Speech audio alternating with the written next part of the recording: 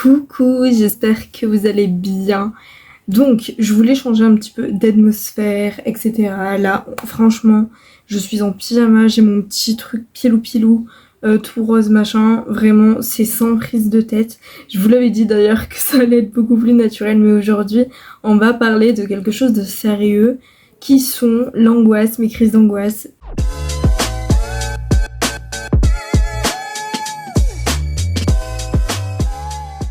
Tout mon parcours et comment je le gère maintenant. Parce que oui, je m'en sors actuellement.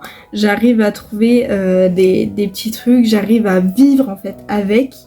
Et je trouve que c'est pas mal d'en parler, dans le sens où il y a beaucoup de personnes qui font des crises d'angoisse, qui sont angoissées, etc.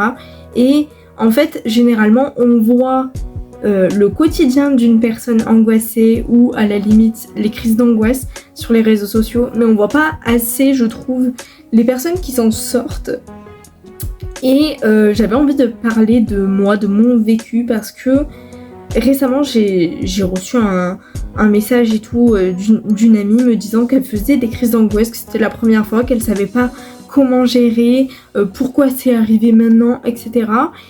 De plus, j'ai retrouvé un texte dans mon petit journal intime de l'époque où je marquais que je commençais à avoir des crises d'angoisse. Donc ça a commencé à 12 ans. Donc pour vous imaginer le chemin parcouru. Ça ne veut pas dire que mes crises d'angoisse sont passées, loin de là, ok. Déjà, il faut bien se dire quelque chose, c'est que ça ne... Tu peux pas les effacer, voilà. Si ton but étant de les effacer, désolé, tu ne peux pas. Voilà, c'est vraiment, il faut en prendre conscience, il faut pas se voiler la face. Déjà, pour répondre à mon amie, tout simplement, qui m'avait dit, mais c'est quoi les crises d'angoisse? C'est quoi l'angoisse en elle-même?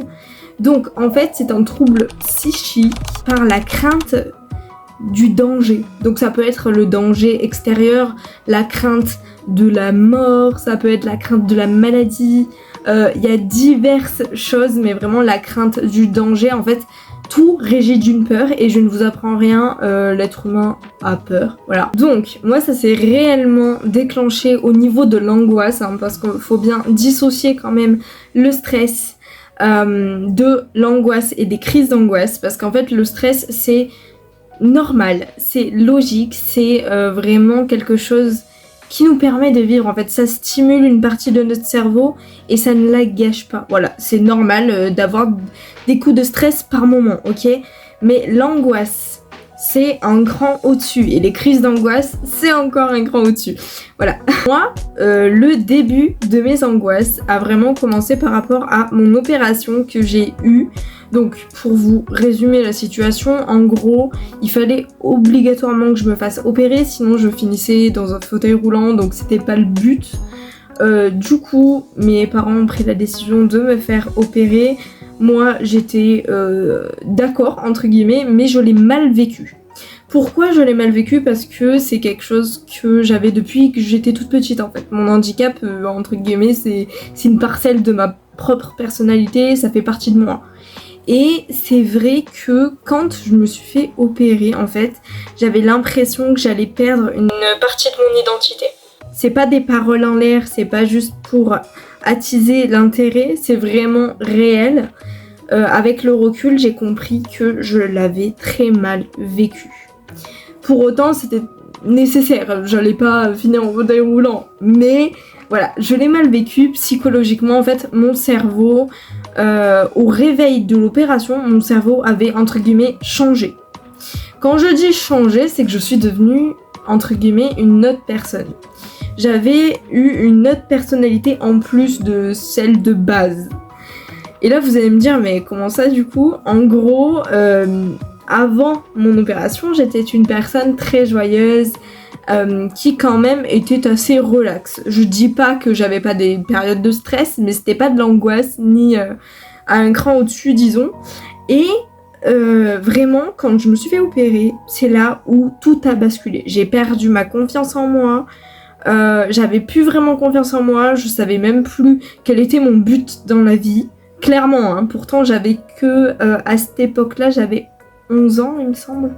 10-11 ans, vers là. Et je ne savais plus quelle était ma place dans le monde, ce que j'allais pouvoir faire.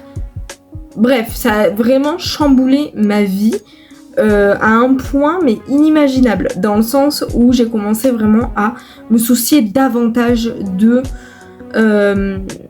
mon handicap, en fait, de ma santé réellement, et j'ai commencé à angoisser pour tout et pour rien. Voilà, mais au départ c'était minime.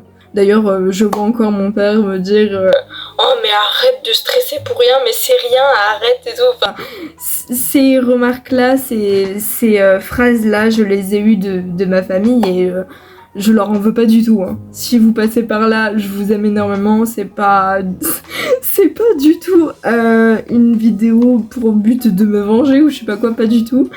Mais c'est vrai que j'ai entendu ces phrases-là, je les ai vécues, je les ai émotionnellement pris en fait. Et mon angoisse réellement, elle s'est décuplée avec le collège. Parce que le collège, ça a été vraiment mes pires années où j'ai été harcelée, je me détestais, j'étais vraiment pas bien mentalement, c'est-à-dire que physiquement, bon, je faisais pas autant de sport qu'actuellement, mais on va dire que vraiment mentalement ça n'allait plus, je voyais que le négatif, j'étais tout le temps en colère et tout le temps stressée. En fait j'étais entre la dépression, l'angoisse, c'était vraiment entre guillemets tous les traits d'émotion entre guillemets qu'on constitue comme négatifs, je les avais. Et vraiment mes angoisses ont commencé à ce moment-là parce que je me suis dit si tu fais pas attention à telle chose, il peut t'arriver tel truc. Si les gens t'acceptent pas, tu te retrouveras seule. En fait, c'était de l'anxiété, mais on va dire sur beaucoup de points. Il y en a, c'est vraiment sur un domaine ciblé. Moi, à cette époque-là, c'était vraiment un peu tout confondu. Ça pouvait passer de ma propre santé à la santé de ma famille. Par exemple, ma mère, je m'inquiétais énormément pour la santé de ma mère alors qu'elle allait très bien. Mais pour le peu qu'il lui arrivait une bricole, je paniquais comme si j'allais la perdre. Ensuite, j'avais cette anxiété sociale. Donc là, c'était vraiment au niveau de ma sociabilité. Je devenais de plus en plus solitaire, de plus en plus introvertie. Du coup, je voulais plus sortir de chez moi. Je commençais vraiment à me créer un mauvais environnement, en fait, parce que quelque part, je me laissais guider par mes angoisses. Et c'est quelque chose qu'il ne faut pas faire, mais à l'époque, j'avais pas le recul ni la conscience d'eux, et qui plus est, j'étais pas accompagnée par un psy, malheureusement pour moi. La suite de ça s'est littéralement développé dans le sens où j'ai commencé à m'éloigner davantage du monde. Déjà, au moment où je suis rentrée au lycée, déjà je supportais plus le monde. Pourtant j'avais des amis extraordinaires, je les adore, voilà.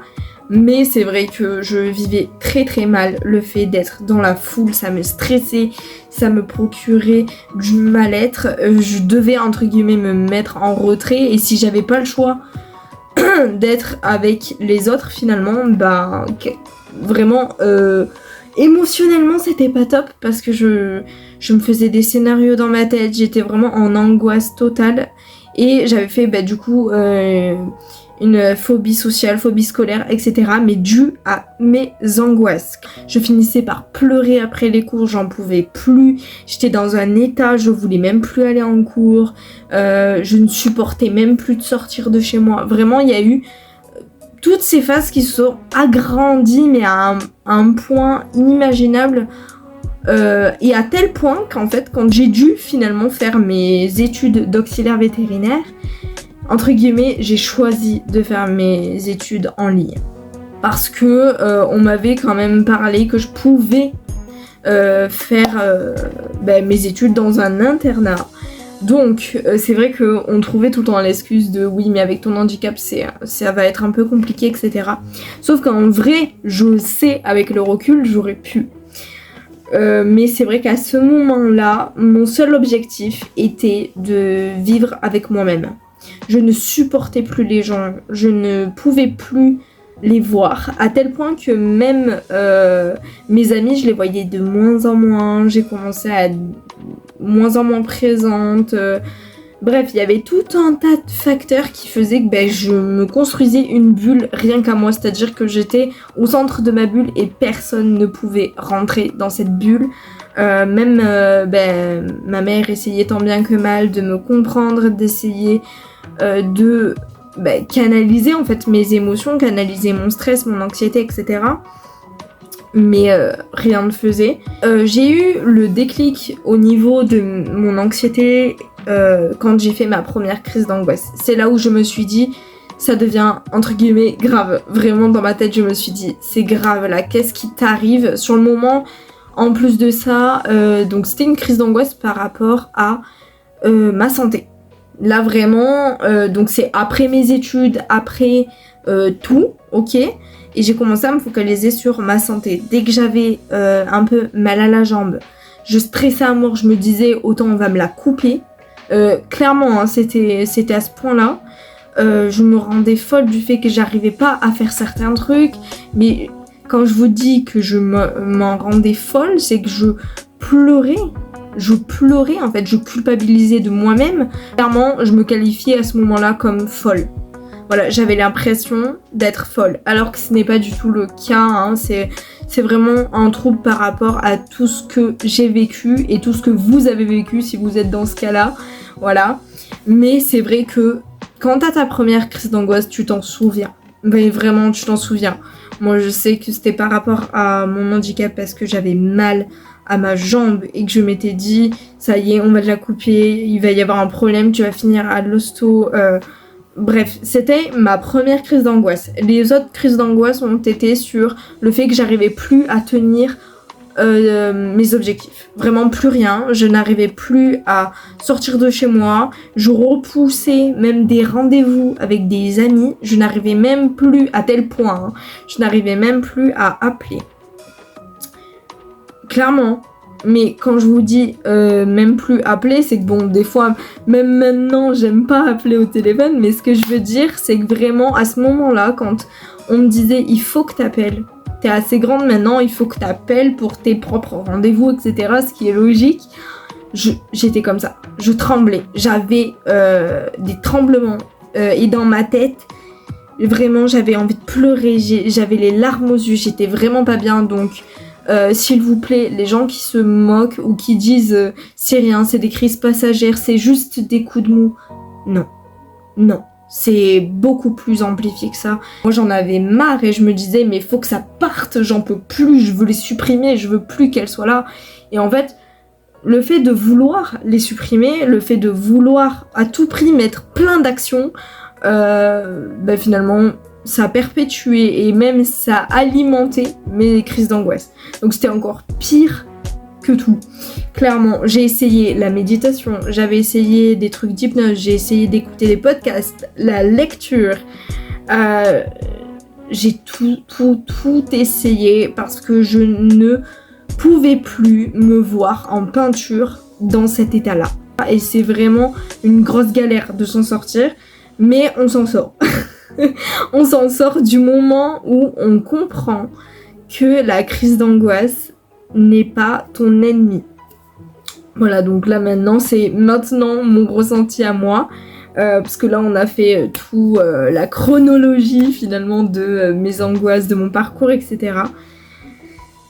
Mais du coup, ce qui m'a aidé à aller mieux, on va dire, c'est déjà de voir un psy. Je sais que vous avez peur, je sais que peut-être vous vous dites « Oui, mais c'est pas pour moi, je sais pas quoi dire, peut-être que ça va pas m'aider, etc. » J'avais exactement le même raisonnement, de me dire « Mais j'en ai pas besoin, en fait. » Je trouve que si vous faites vraiment des crises d'angoisse comme moi, je l'ai vécu, ça a été bénéfique pour moi de voir un psy et qui m'accompagne encore aujourd'hui. Elle est adorable, cette dame. Je trouve le bon.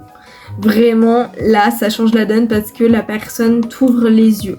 Personnellement, moi, elle m'a dit, en fait, de rationaliser, de me focaliser sur ce que je pouvais contrôler, ce que je ne pouvais pas contrôler, et de me dire dans ma tête, de rationaliser les choses, donc de revenir dans le moment présent, parce que quand tu as une crise ou que tu as une angoisse, en fait, il ne faut pas la laisser t'atteindre. En fait, c'est vraiment se mettre en te disant la crise est là. Je sais qu'elle est là, qu'elle arrive, je sais que j'ai une angoisse dans la tête, mais je ne la laisse pas m'atteindre. En gros, c'est vraiment, entre guillemets, observer sa propre crise d'angoisse pour pas se laisser submerger par elle et pas la laisser du coup prendre tout l'espace. Quand j'ai une crise d'angoisse, en gros, je lui dis « Ah ok, t'es là. » Voilà. En fait, je lui donne pas le pouvoir de me détruire.